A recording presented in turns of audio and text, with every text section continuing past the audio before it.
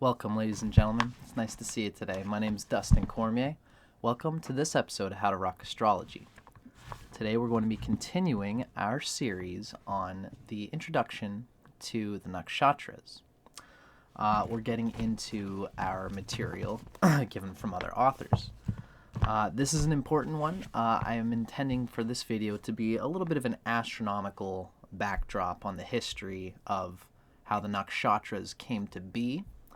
We're going to find out that it initially was really about where the moon was every night. That's why they're called the lunar mansions, because there's about 27 to 28 days in a month, right? So every day the moon would be in a new lunar mansion. Chandra, Soma, the moon, would be meeting a new one of his wives. It's very interesting that our moon is the experiencer that is experiencing the energy field of the nakshatra that it's in. So we're going to talk a bit about that. And eventually we're going to move on to the individual characteristics of the nakshatras in later episodes. Now, first, just a quick little backdrop about Robert Svodoba, who we're going to be reading from his book today. He's the one giving us this little technical astronomical backdrop of the nakshatras. Robert Svoboda is a sidereally trained, a sidereal Vedic astrologer. As we know, I am a tropical Vedic astrologer, but of course, the wisdom of these forms is universal. How the present day interprets the measurements of the archetypes is a scientific astronomical matter which we're still trying to pin down. But the archetypes, the maths, still have their universality. And so Svoboda still gives us some great, important Vedic wisdom. He is one of my heroes, really. He's based in the United States of America. He's the author of a great book called Agori, At the Left Hand of God. And it's about being the Kundalini one in particular. The second book in that series is very great. And Svoboda is famous for being the first Westerner of any sort, the first English speaker to actually go to India, learn Hindi, learn Sanskrit, and be legitimately graduated from an Indian Ayurvedic university. I do a series on this book elsewhere in my channel if you're interested in how he writes and such. And he's going to be giving us the backdrop of our lesson today. As well, I've got a few things prepared picture-wise. I'm just going to organize those right now. Should have done it before. I kind of thought I did. But essentially, I'm going to have a few pictures that I'm going to throw on with us as we go along. Now, let's begin our little reading on the nakshatras by Robert Svoboda.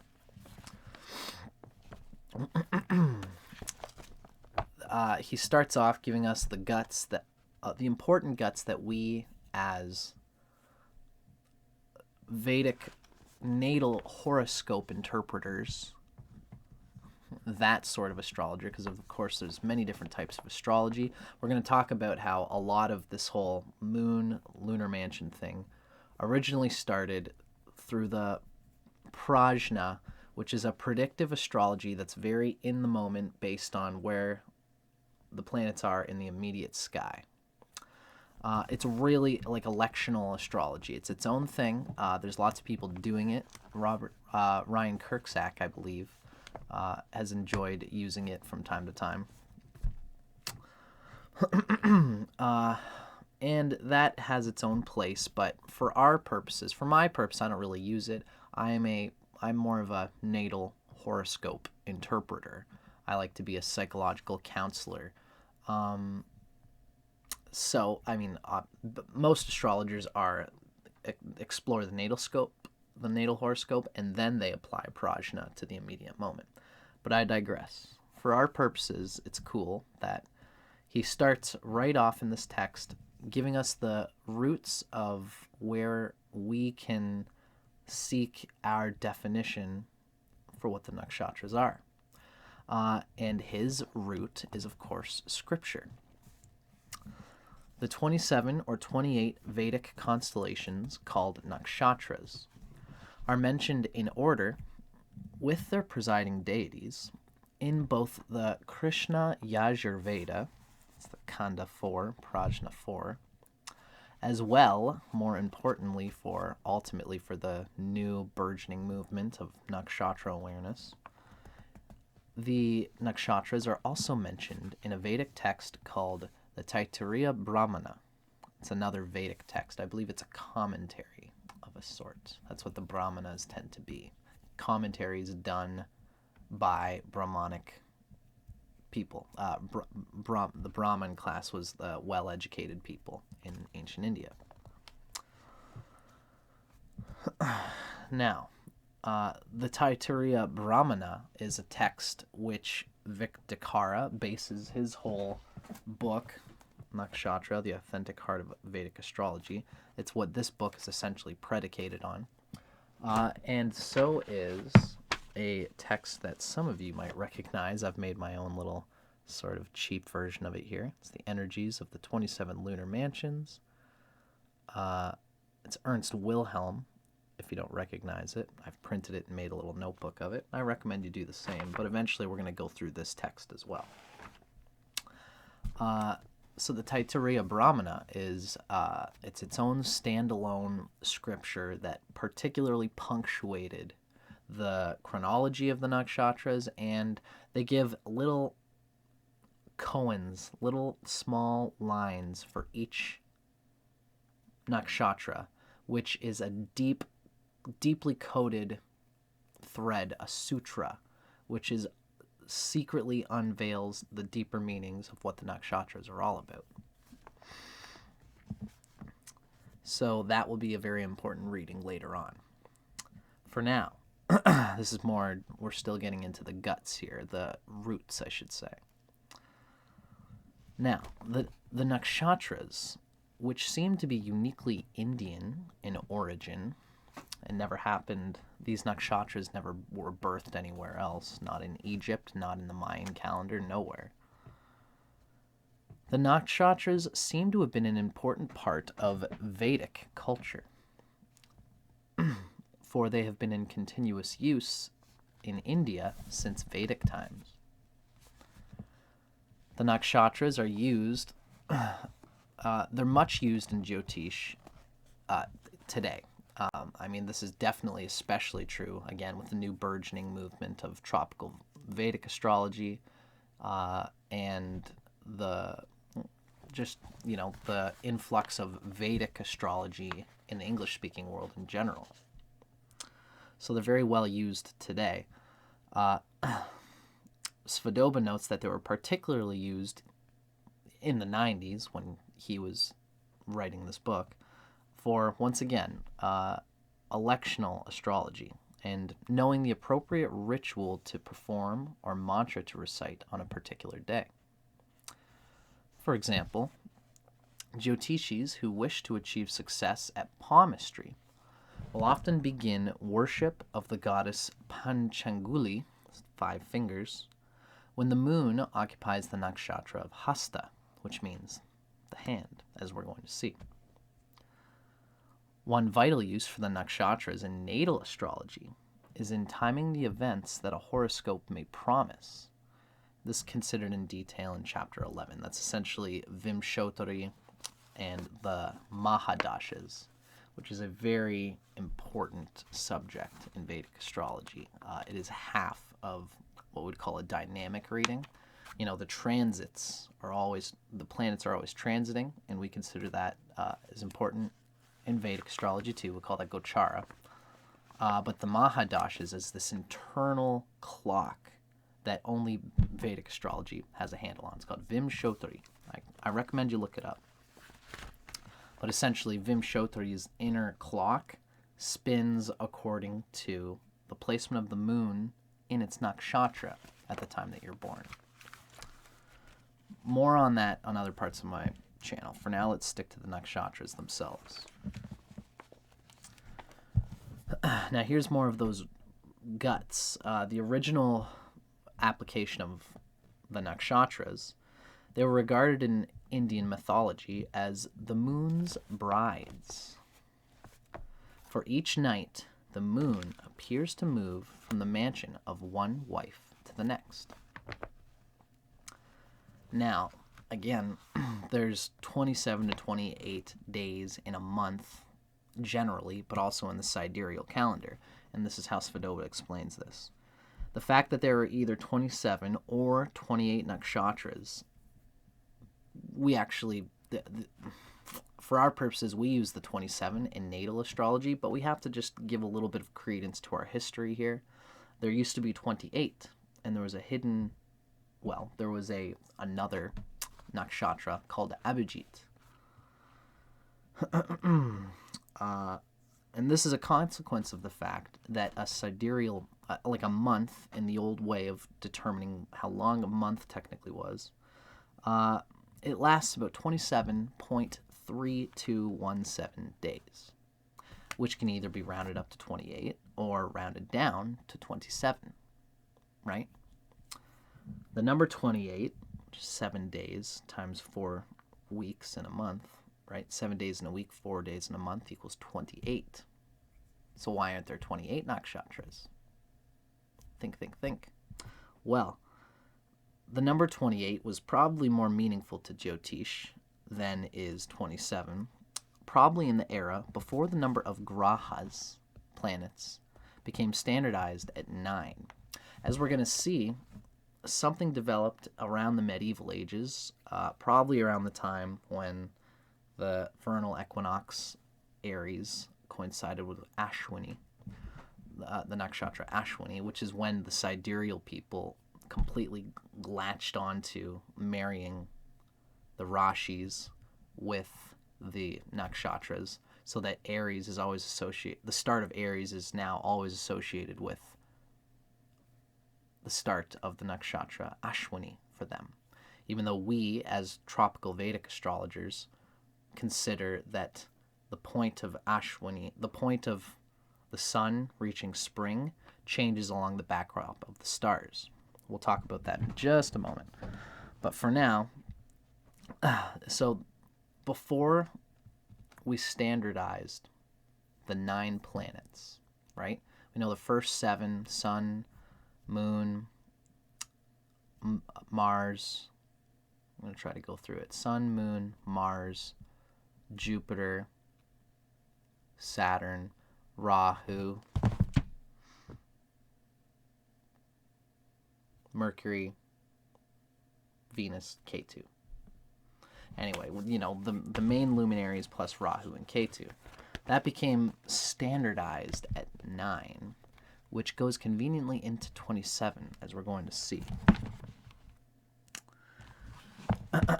Now, there is some awkward math just for you to poke at. You know, this is one of those things where it's like when you go to university and you read a whole bunch of history while you're in university that you don't ever end up using in your actual job.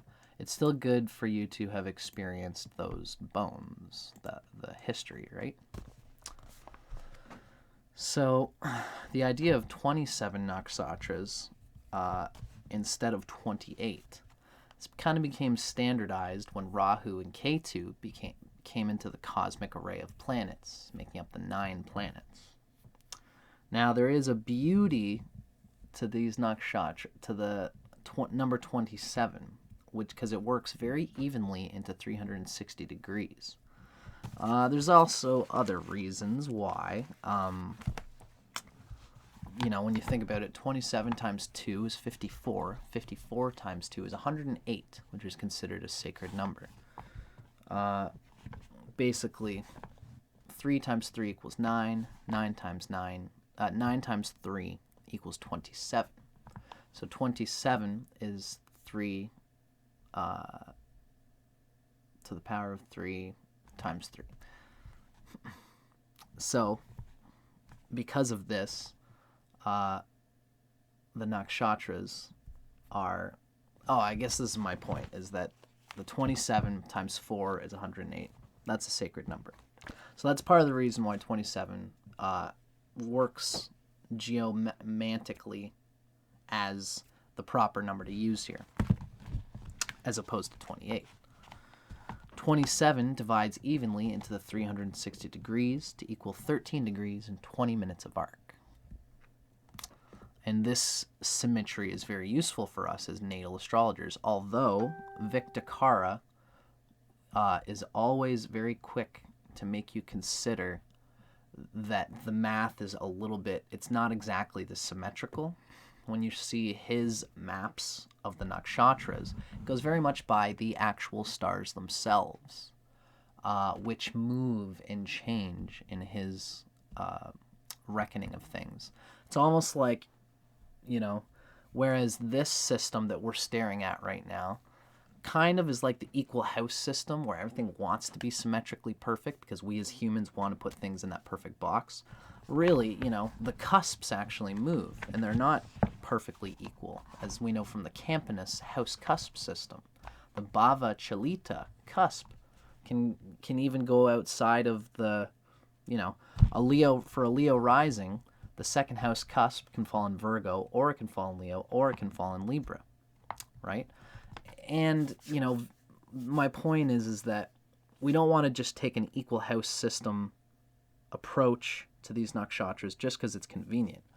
This is something that you want to think about.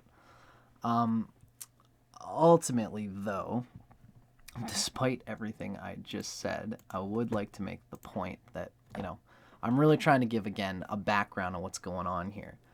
Ultimately, despite what I just said, which is that we don't want to put ourselves into an intellectual box just because it seems convenient that there's the symmetry that 27 works perfectly in a 360 degrees. We just want to know that what we're playing with that regard. The nakshatras might not be perfectly fitting it into 13 degrees, 20 minutes of arc each, as Viktakara has said. But we as astrologers still have to work within some kind of lines, some kind of guidelines. I don't know the exact points of each nakshatra. It's still being worked out by everybody. But I'm trying to make the point of why it's still debated. We don't know exactly for sure. But that doesn't mean we can't still practice this and use this science. So, while 28 nakshatras were once more meaningful to Jyotish than 27, probably in the era before the number of grahas became standardized at 9, when you get into the nitty-gritty of it, if you try to divide the 360-degree circle by 28 nakshatras, yields cumbersome arcs of 12 degrees, 51 minutes of arc, 26 seconds of arc. Now, I think in prajna, in electional astrology, they still use this. You'll notice my little note here. You can feel free to just give that a read. So this can be confusing for us, and I think electional astrology essentially still uses this.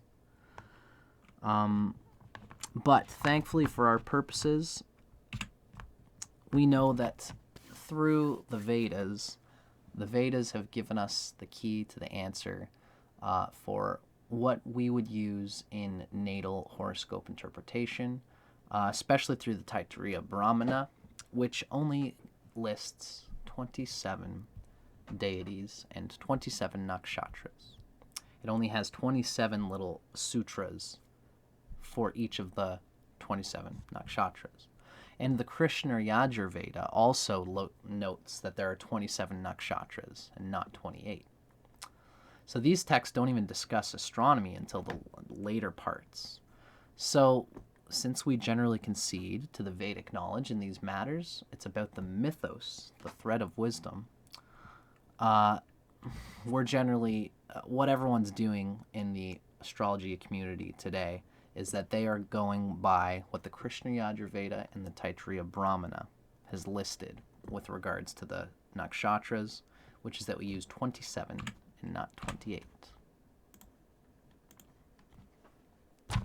So I hope that I don't know what you guys think of that, whether I'm just think I'm whitewashing and using the holy hand of scripture to just make my point. Schooled! But a lot of the times, that's really what we have to do in astrology. We go by what's called what's the word? Parampara. Parampara is is the collected wisdom, which is a combination of people digging their hands in and researching themselves. And what it is that they're researching is the authority, the education coming from the past, scripture, etc. Eventually, over time, like a stone falling to the bottom of the ocean, all the jagged parts of the sutras and the poems and the scripture all get smoothened out into what we call the parampara. Anyway, that's usually how we deal with things in in anything Vedic. We go by the authority of scripture. Unfortunately, what's tricky is that these days, scripture can be debated in its interpretation. But I digress. I'm just doing my part here to give us a little bit of historical background. Now that that's through, we're going to keep going a little bit in our general history given by Robert Svoboda here. A single phrase translation of the Sanskrit names of the nakshatras into English, unfortunately, sometimes sounds nonsensical. Victakara has done a really good job of fixing that. Of course, we have to note that this book by Svoboda was written and published essentially in 1996, I believe. Yeah, it was originally published in 1996. So there's, it's a little bit behind the times. That's 20 plus years behind at the present time that I'm doing this video. So guys like Victakara, this is a book that came out. I wonder if it's going to show me the date. That would be nice. I don't think so, though. Too bad. But Victakara's book here has come out within the last 2 or 3 or 4 years. I believe it came out around 2016, 2017, 2018. And it does a great job of fixing a lot of the ill Sanskrit translations given by English interpreters at the time that this book was written, around 1996. Victakara knows Sanskrit, and he knows this stuff like the back of his hand. I highly recommend his work. But I digress. So there are people since the writing of this book who have gotten a handle on it. But he's still making, he's making the point that there's a mystery to them, but I digress. Single phrase translation of the Sanskrit names of the nakshatras into English sometimes sound nonsensical. For example, front good feet and back good feet are used for the nakshatras of Purva Bhadrapada and Uttara Bhadrapada, respectively, because these two nakshatras are said to resemble the legs of a cot. The stars of Bhadrapada being the cot's actual front legs, and those of Uttara Bhadrapada its back legs. It actually makes a square in the sky, and there's a symbology associated with that, like the table. Victakara says that one of the translations of the god Aji, I'd never be able to think of it. It's Aja something, but it's a quarter of divinity, noting that everything in the universe is a quarter of the forces of divinity, in a funny sort of way. So this is the kind of symbology that's laid into the names and the themes of all these nakshatras. Another example of odd translation. Anuradha, is translated as following Radha, refers to the fact that this nakshatra follows Radha which is another name for Vishaka, the one before it. For a few nakshatras, slight differences of opinion exist over precisely which star constitutes its yogatara, or it's the principal and sometimes only star of a nakshatra. Several nakshatras have alternate Sanskrit names, and those given here in this book are the most common. Now, this is a little bit more of the historical timeline of how the 27 nakshatras evolved. Let's note that Svodoba, the writer, is a sidereal Vedic astrologer, and so he goes by the idea that Aries, the vernal equinox of Aries, starts at Ashwini, and this is what he's about to tell us. Although he actually speaks to the fact of the precession of the equinox in just a moment. Let's read on. Since the 27 nakshatras can be conveniently divided into 3 groups of 9 times 3 is 27, right? And since 9 times 13 degrees, 20 minutes of arc, equals 120 degrees, which equals 3 full rashis, right? 120 degrees is 4 times 30 degrees. That's 120 degrees. That's 4 rashis. This shows that the first 9 according to Svodoba and the sidereal crew, the first 9 nakshatras from Ashwini to Ashlesha cover the same slice of the zodiac as do the constellations Aries to Cancer. And the sidereal people punctuate the in-between points.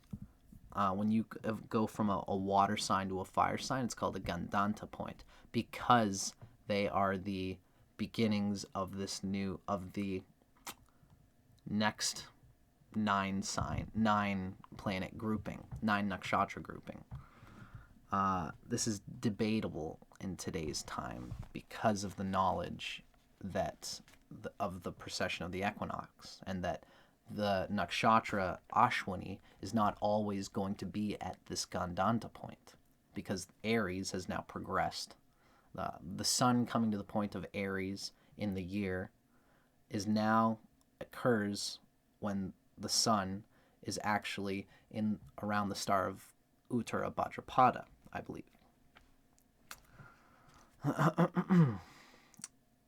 And not Ashwini is the point. So, sorry.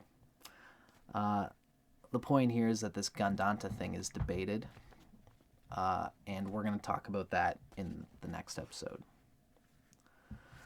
So the idea for the siderealists here is that the first 9 nakshatras cover Aries to Cancer. Then there's a second group that goes from Magha to Jesta, which falls precisely within the constellations of Leo to Scorpio. I'm just going to give you guys a little glimpse of what we're talking about here. And then the last group, from Mula to Revati, exactly span Sagittarius to Pisces. Of course, we can see this is Ashwini here, which is supposed to be, this is actually a cool picture that I would use. What I'm actually looking for is this one here. Now remember, this is an outdated chart, or this is an outdated picture, but this is showing what the sidereal astrologers all go by. We can see down here, for example, with Magha being in a trine to Ashwini, we can see the idea here is that 9 nakshatras make up 120 degrees, which is 4 signs. So before Cancer, which is a water sign, at the start of Leo is Magha, and that's what starts the 9 grouping. And then we see here the start of Sagittarius is the start of the next 9 grouping. Then the start of Aries is the start of the next 9 grouping. This is how the sidereal people really quantify the nakshatras. Now, there's a lot of problems with this because we tropical astrologers insist on the turning of the wheel of the nakshatras, the procession of the nakshatras, which is what, ironically, what Svodoba is about to get into here. Now, this is a sidereal astrologer who's just grappling with this in the 90s. The procession of the nakshatras, Svodoba tells us, possibly began with Kritika long ago. Now, this whole procession thing, if you're wondering what exactly I'm talking about, has to do with the sidereal tropical debate. If you're still new to that particular thing and working it out, this might give you a little bit of backdrop. But if it's completely new to you, I recommend you look up The Mystery of the Tropical Sidereal Debate, I believe it's called, by Ernst Wilhelm. Look it up on Google. It's free, and it's one of the greater articles written on the subject. Also, I recommend Vedic Astrology's work. He goes to describe this a lot, this thing of the procession of the equinoxes. Now, Svodoba notes that this idea of the procession of the nakshatras possibly began with Kritika long ago, because Kritika then marked the vernal equinox. I'm going to explain this in a moment. I'm going to read it, and then I'm going to show a diagram which explains it a little bit better. Ashwini became the leader of the nakshatra pack only after the lunar zodiac was correlated with the solar zodiac. And this is the idea, is that the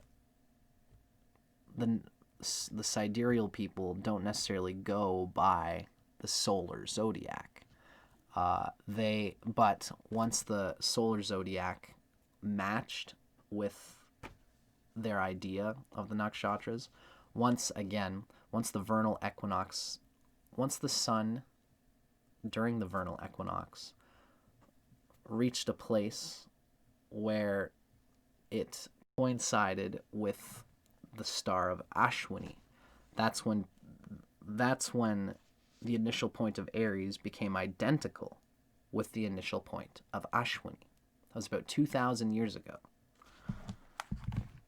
And Rahu and Ketu probably became fully planetized at the time that 9 equal-sized nakshatras were made equal to three rashis, since each of the 9 planets could then be assigned 3 nakshatras to rule. So this is all a little bit confusing, but this is essentially talking about Vimshotari. And this idea, as we're going to see here, for example, when you look at our master list of nakshatras, this is a list I'm going to show you guys eventually, but you can see the ancient ruler of Kritika is the sun. The ancient ruler of Rohini is the moon. Mrigashirsha is Mars. Ardra, Rahu. Purnavasu is ruled by Jupiter. You go all the way down past number 9, and then it starts at the sun again. And that's the next 9, right? From number 10, all the way down to number 18. And then number 19, Uttara Ashada, is once again ruled by the sun. You can see that there's these, the same pattern the whole way through. Sun, Moon, Mars, Rahu, Jupiter, Saturn, Mercury, Ketu, Venus. And that's the same thing. Sun, Moon, Mars, Rahu, Jupiter, Saturn, Mercury, Ketu, Venus. And then ends at the last bit there. So this is like this ancient rulership of the nakshatras, which is hotly debated. Again, Victor would...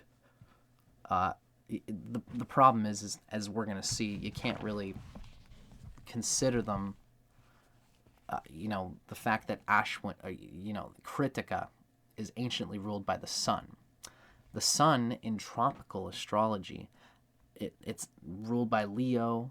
We know it's Mula Tricona. We know where it's exalted. There's a mathematical thing there that we can quantify what the sun means. But we can't do that in the nakshatras, because the nakshatras are not built the same way. So being ruled by the sun, Kritika being ruled by the sun, or any of them having ancient planetary rulers, something that is true for Vimshatari. When the moon is born in a nakshatra, the ancient planetary ruler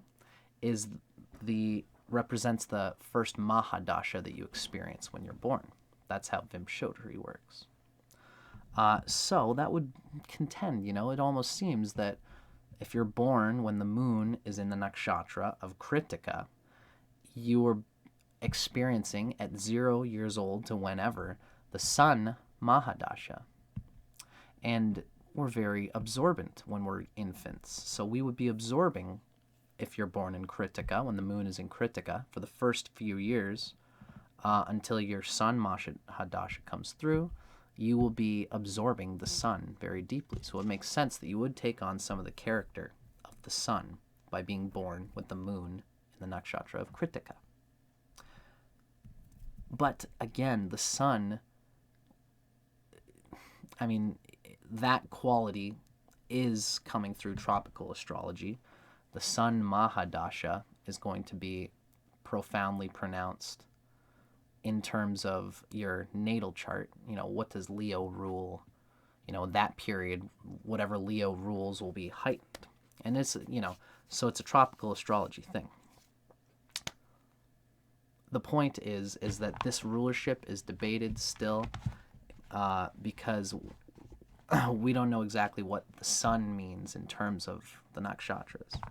But I digress.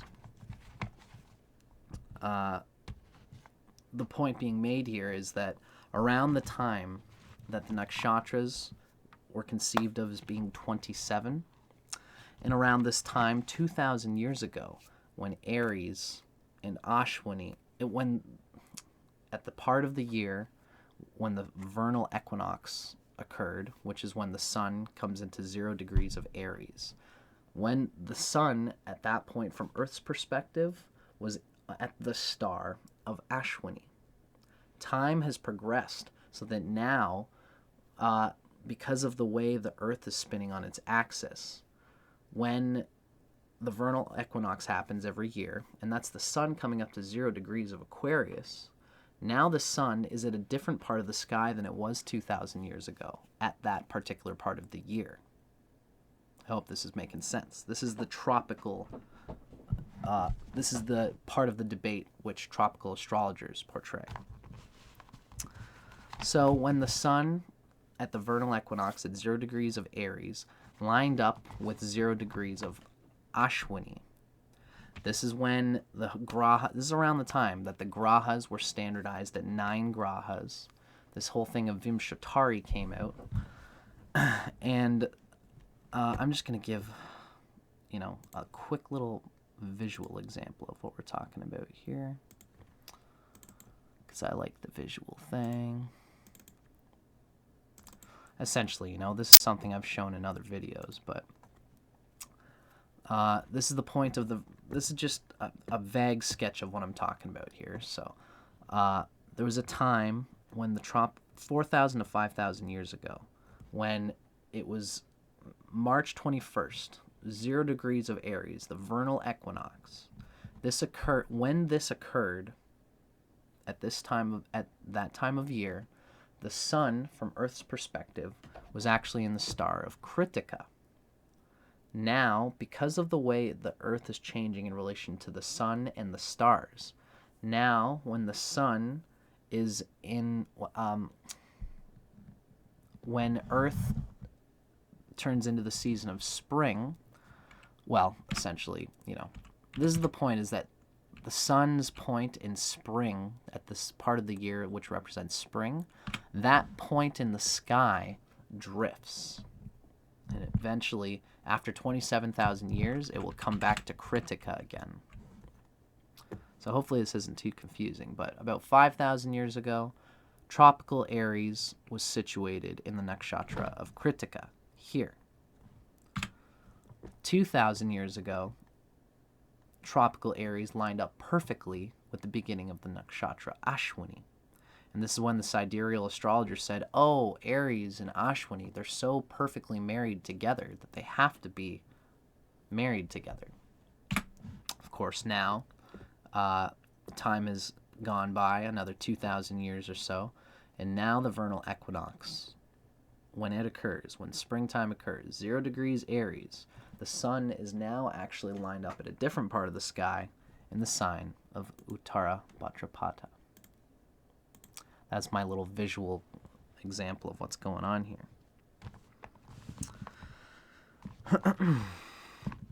So perhaps around the time that Aries lined up with Ashwini, it was then that the number of nakshatras became standardized at 27, and their width became standardized at 13 degrees 20 minutes of arc. Of course, that's very deadly because the sidereal astrologers love to claim that the nakshatras line up perfectly with the Navamsha points, which is something that if you're listening to this and you understand that, hear me when I say that I think that that's bogus because, of course, the Rashis and the nakshatras are not married. If you don't understand what I'm talking about, you'll pick it up eventually. Just keep these little seeds. They'll spread. They'll open up someday when you're looking for it. Now, when the 28th nakshatra Abhijit is used, again, that's an electional astrology thing. It's inserted between Uttara Ashada and Shravana, but its insertion ruins the symmetry of the nakshatras over the zodiac and the grahas. So that's why Jyotish doesn't currently use Abhijit in natal horoscope interpretation. And that is that, folks. That is our astronomical guts of what exactly that we're dealing with here. It can be quite confusing. I'm sure that you guys might be scratching your heads about it. If you are, send me a comment. I'll do the best I can. Of course, astronomy is not my strong suit. I've really been putting a lot of effort into just being able to present what I'm presenting today in this part of the series. But I got to do it. We've got to do it in order that we can have some semblance of some fact, some scientific astronomical reality as we go forward in our journey of unfolding what these aphorisms, these asterisms mean to us in our journey of soul evolution, which is the more interesting part for me. Of course, the material world and the spiritual world are more in sync than a lot of spiritual people will tend to think, and that's why it's important for us to know this astronomy. I digress. I hope you guys dug that. Stay tuned in the next episode. We're going to have another quick little word about the Gandanta points, and then eventually we're going to talk about the individual characteristics of the nakshatras. I'm Dustin Cormier for How to Rock Astrology. See you guys on the next episode. Thanks for watching.